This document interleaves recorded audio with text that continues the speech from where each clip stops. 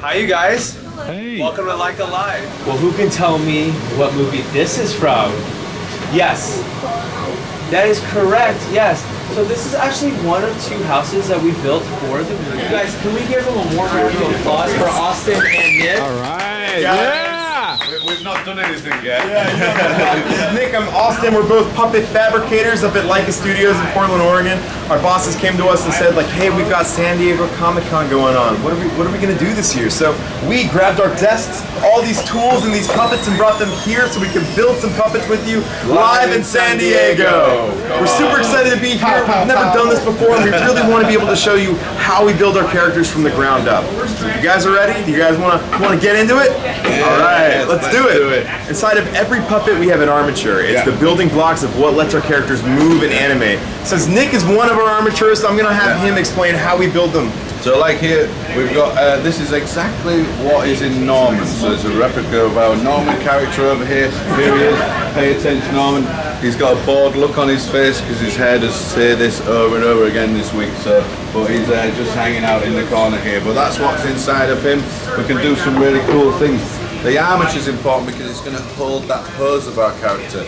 We really need to, we can do some cool stuff with this guy. We can move him all around, and that's what the animator is actually going to move around and like hold that pose while he takes that frame and then move him a little bit more. So we're always trying to emulate what happens in our own bodies. Like so. This is actually one of our zombie characters over here, but you can see here it's a good example of like this up and down motion here and this front to back movement here. So that's going to give our shoulders that really great expression in our shoulders that we can do, because we actually express ourselves just with our shoulders. In stop motion animation, guys, we get nothing for free. So if you look at your clothes, you probably have some free folds happening. Maybe you have some free sweat stains from outside. I know it's really hot. Maybe you were like me and almost had some free pizza stains from lunch. Well, if we want those on our character, we have to plan for them. We have to manipulate them, design them, and engineer them into place. And there's always a process of going through different directors and different designers to make sure that what we're doing is what they want. So all of the seam lines, the folds in our fabric are all something that we've planned out, we've engineered with understructures, with overstructures, like whatever the character really needs. And I say this because we're very particular with these costumes. At the end of the day, this is important because we're not just building one character. Like Norman, for instance, we didn't just build this Norman, we built 28 of them. And so there are 28 different Normans, they're all on different sets, they're all animating at the exact same time. But when you guys watch the film, we only want you to see one Norman. We don't want you to see all of these puppets. So what we'll do is we become OCD with this and make sure that everything is exactly where it needs to be.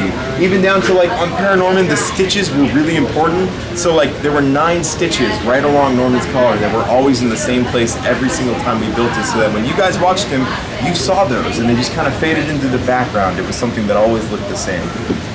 So now that we've got some costumes, we'll make sure that they can move, because in stop motion animation, we're controlling our performance. So this costume has a cape, which is like a really loose element. What we'll do is we'll put a structure inside of it. On this one, we specifically used wire, but sometimes we'll use foil, we use meshes. It really depends on who's building it and what they're trying to accomplish with it. But we'll use this so that we can get dynamic shapes, we can get the wind movement that we want, we can get everything that we need that performance to do. So now that that costume's on our character, we can go to our hair department. And our hair department is going to take something called a wig cap and build on top of that. So a wig cap is a rapid prototyped piece that locks into the back of the rapid prototyped head core that every character is going to have.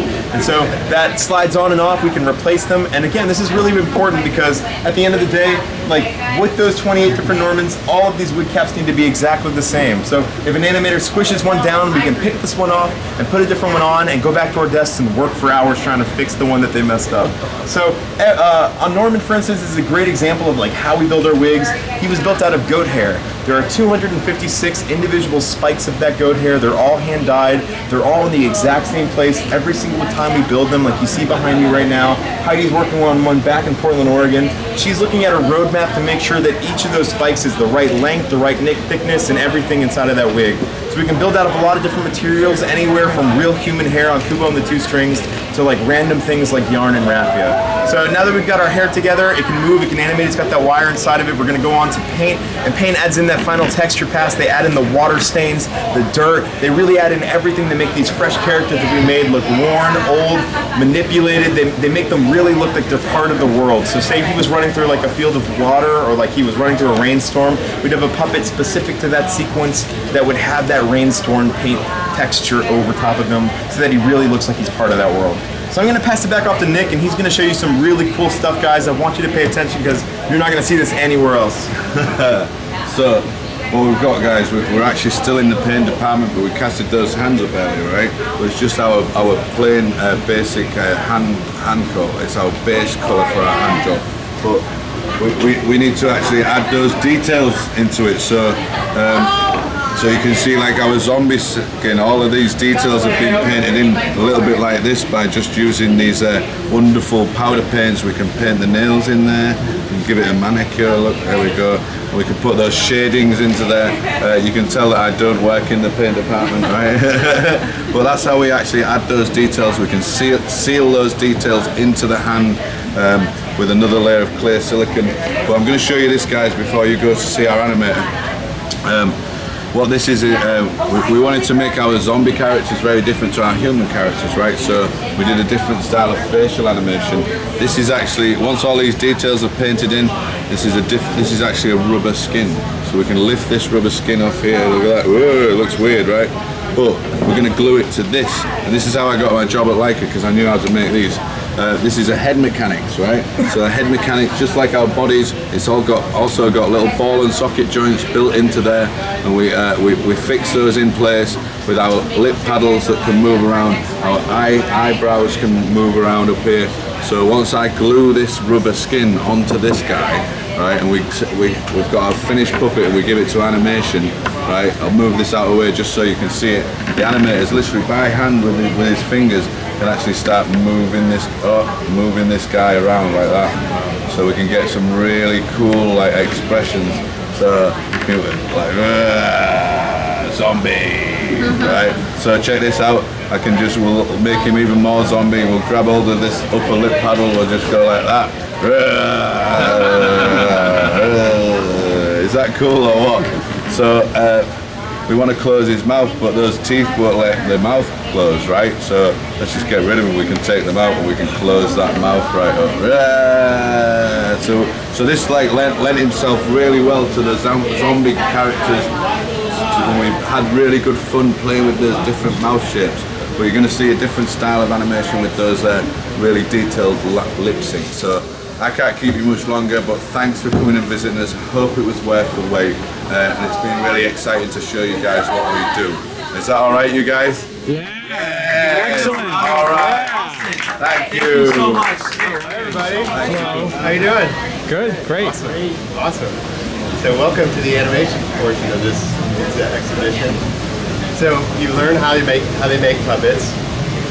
Everything that Austin and Nick do, they do for us. Animation are the actors. We bring these characters to life. So it's our job to make them alive. And at Laika we shoot a very naturalistic style of animation. And everybody has a different style. Like the animators are actors. And just like regular actors, some actors are great at emotional scenes, others are good at action movies, and so we cast the animators accordingly to make sure that we put them on shots that cater to their strength, or scenes that cater to their strength. And in doing so, we hope to get the best performances we can out of the entire team. So here's a shot. Did everybody see Kubo? Yeah? Awesome. So we're recreating a shot from Kubo. The VFX breakdown is behind you, so you can see the real shot, but when it comes up. But we're recreating that. I've done 23 frames of animation over the last couple of days. So you can see everything moving around. And you might ask, he feels pretty naturalistic as he's running. And one of the ways we're able to do this is we shoot live action reference for everything. We call them labs, like live action videos.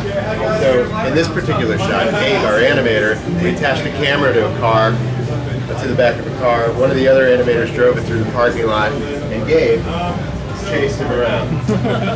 I'm a stop motion animator here at Laika. So my job is basically to give these guys life. This is the actual shot I got to do on the film. So this is the set I worked on, except for it was about 30 feet long. If you look over on this monitor, it's going to be playing some computer animation that went behind my animation. And this is the world I live in, you know, little sets, lots of props, cool stuff. My job is to make everyone's hard work come to life. With Kubo, it's all this hair in front of his face. How are we going to get these faces up under there? So they made it, awesome puppet makers, so that the wig would just pop off. What's special about this wig is a stunt wig. Stunt wigs are used for action shots or if the wind is really blowing hard.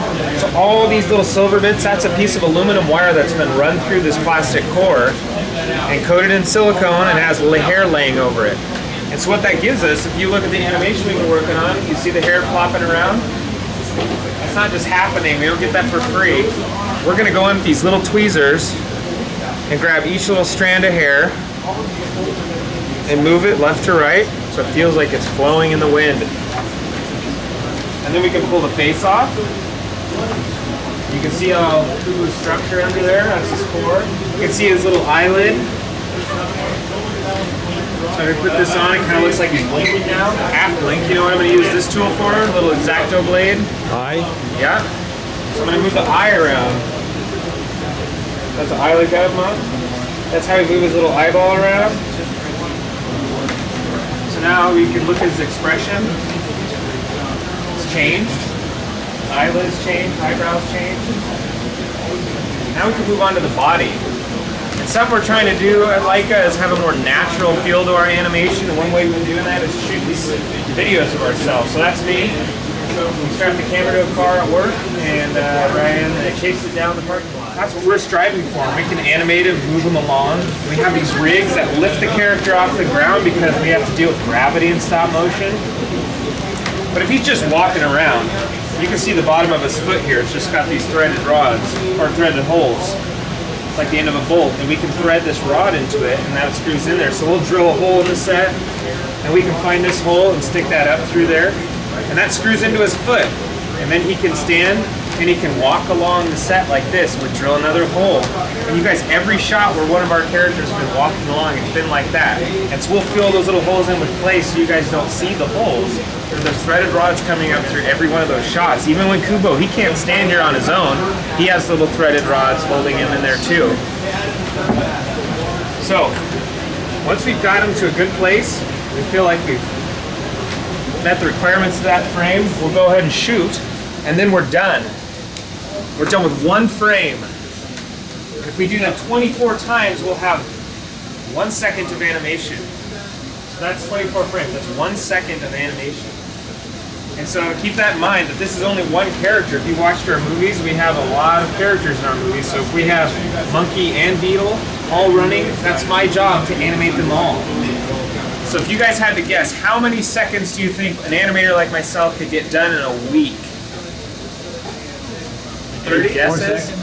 34? 5? Just a few. 4. Yeah, he's got it. 3 to 4 seconds. So good 40, 50-hour work week. If we get 3 to 4 seconds, boss is happy, we're on schedule. So if we have 25 to 30 animators though, doing that for 1.5 to 2 years, that's how we get a movie done.